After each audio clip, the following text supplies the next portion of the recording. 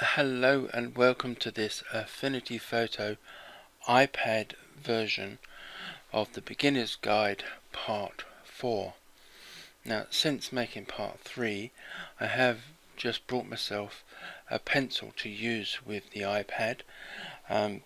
It's not the proper Apple one, but it works very well, and I'm very impressed and find it a lot easier using a pencil than I did just using my fingers. So I would highly recommend that you maybe look into getting one if you're going to be using the iPad version of Affinity Photo or any other program. I've found it very easy, very quickly. So getting on with the tutorial, we're going to be looking at, first off, finish off something I missed out on the Layers Studio, and then we're going to go and have a look at mainly sort of the adjustments, but we're going to be using the assets as well. So let's get started. So the thing I want to look at first of all is the Layers Studio, and the thing I hadn't worked out in the previous video was how to rename the layers or groups, and I've since now found out how to do that, so I just want to show you how I did that. So once I've opened the Layers Studio, if I click on the icon that is a circle with the 3 dots in it, it will open up the layers options. Now, to change the layers name, where it has just underneath where it says layer option at the top, it's got image. Now this is the layers name.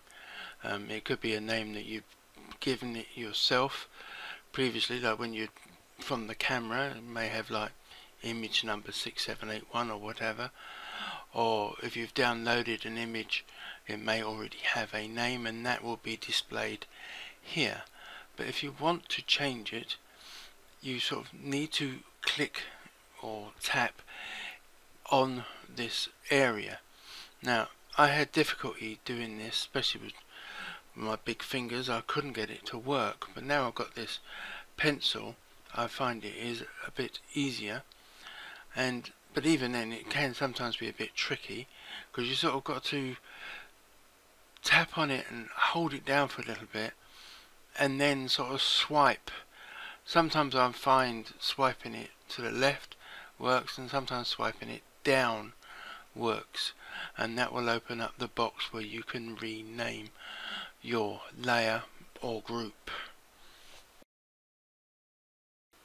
Now, I have found that when you click on the rename box to enter a name, if I use my fingers, it opens up the larger keyboard, and if I use the pencil, it gives you a different option.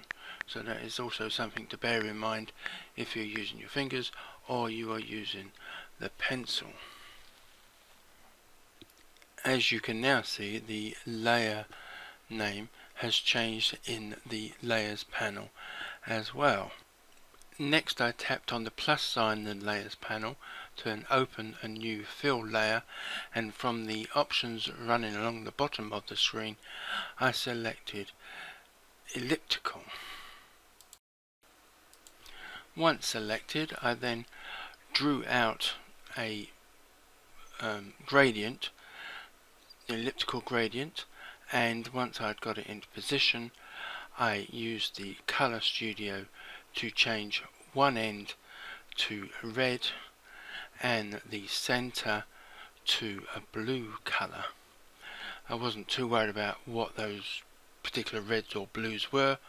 I just sort of randomly picked a darkish red and a darkish blue.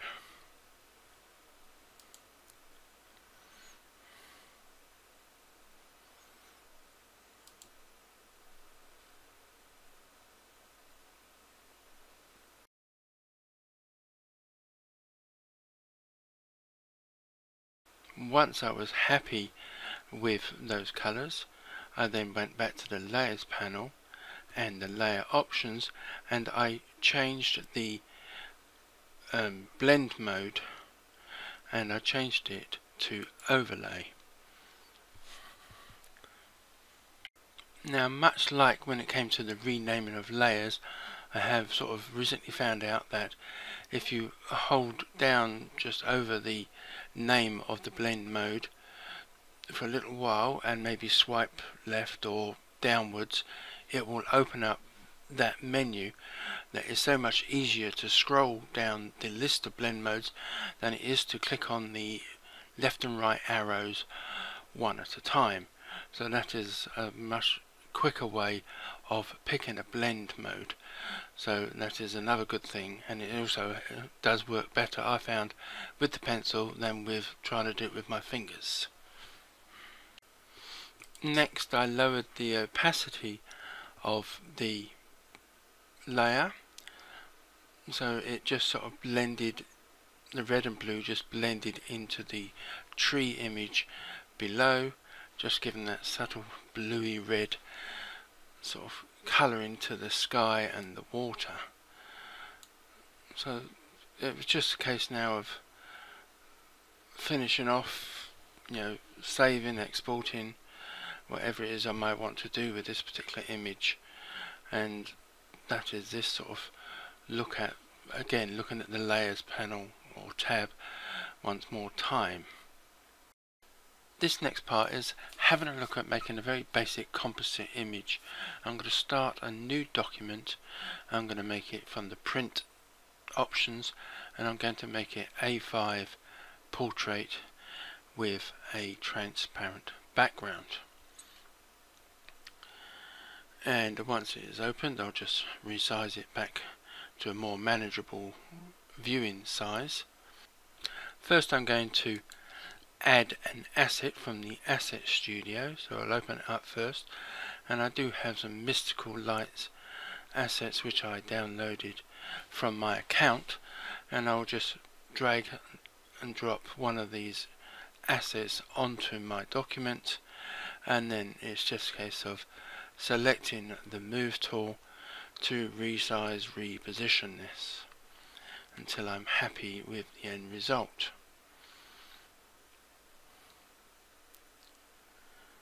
So then I will go back to the assets and I will select another one from the Mystical Lights, and I'm going to select this sunburst, and then again it's a case of using the Move tool and reposition it, resize it to where I want it on the other image.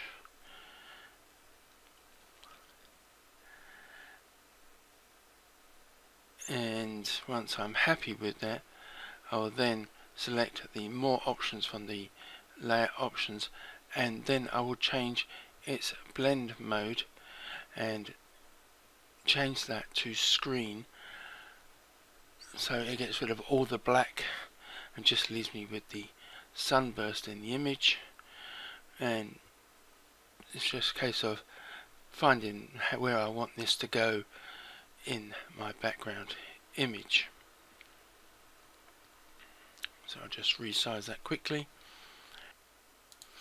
Next, I want to add a picture from Pixabay and the stock studio, and I'm going to look for some PNG files, and as you can see, using this option down the bottom, I get a smaller keyboard where I can type in what I want to search for, and then I will scroll down and find the PNG that I want to use, and this is going to be this archway, and I'm just going to click or tap and drag it out and add it to my image, and then close that panel, and then it's just a case of resizing, repositioning that archway. And to do this, I'm going to use the Move tool just to get it to fit a bit better.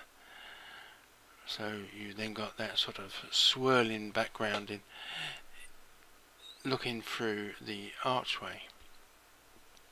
So once I'm happy with the position, I'll just quickly resize this, and then it's a case of add in anything else I want to do, or rename the layer. Currently it's named image, but I'm going to tap and rename this to arch. Like before, you need to sort of tap on the name and maybe swipe left or down, or to the left and downwards. And as you can see, this has now changed its name to arch. So next I want to add an adjustment. Now this is where it gets slightly complicated. In a previous video I said about when you click on the left and right arrows in the adjustments, you can scroll through the different adjustments, but when you get to like channel mixer and color balance and curves, there is no sort of anything there for you to work with. And even if you toggle on this free lined icon up here, it says toggle the list options, it doesn't seem to make any difference. Now I looked online, and you can sort of get this menu if you sort of tap on curves or white balance, whichever one it is that you want, and you sort of swipe left and or down, it opens up this menu. And if you select from this menu adjustments, when you go back, that you now have the actual visual options to select curves and white balance and other options. I don't know whether it's going to a sort of a minor glitch in the program, but this is what you'd need to do, is to sort of get that menu, select adjustments, and then you can go back and select the options that you want. So now when I select curves from this menu, I get the curves options along the bottom, and if I click on the spline, I think that's how that's pronounced, option, you get this graph come up, and then you can start making adjustments using the curves. And it's just a case of tinkering with either the highlights or shadows to get the look that you are after.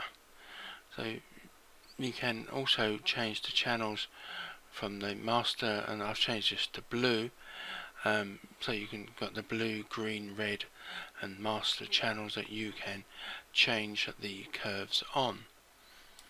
So the last thing I'm going to do is I'm just going to highlight all of the layers just by swiping across them, and then I'm going to group them together, and then I'm going to come to the layers option, and I'm going to change the name from group, much the same way I changed the names of the layers, and I'm just going to call this archway group. So it works in the same way, renaming groups and renaming layers. So once I'm happy, just click OK, and I'll come back to the layers panel, and you can see the group is now changed to archway group. So basically this is going to be the end of the video. I can just save this, export it and use it. I could add extra pictures to build up a bit more of a composite, and sort of, you know, your imagination is like the only thing that's stopping you going any further with this sort of project. Like I said, it's only a very basic composition, but you get the idea how you can build up these compositions with different layers and then group certain elements together to keep them sort of a much neater layer panel, and it's easier to navigate and find things if they are grouped together, if they are meant to be together. So that is it basically. So thank you for watching and goodbye.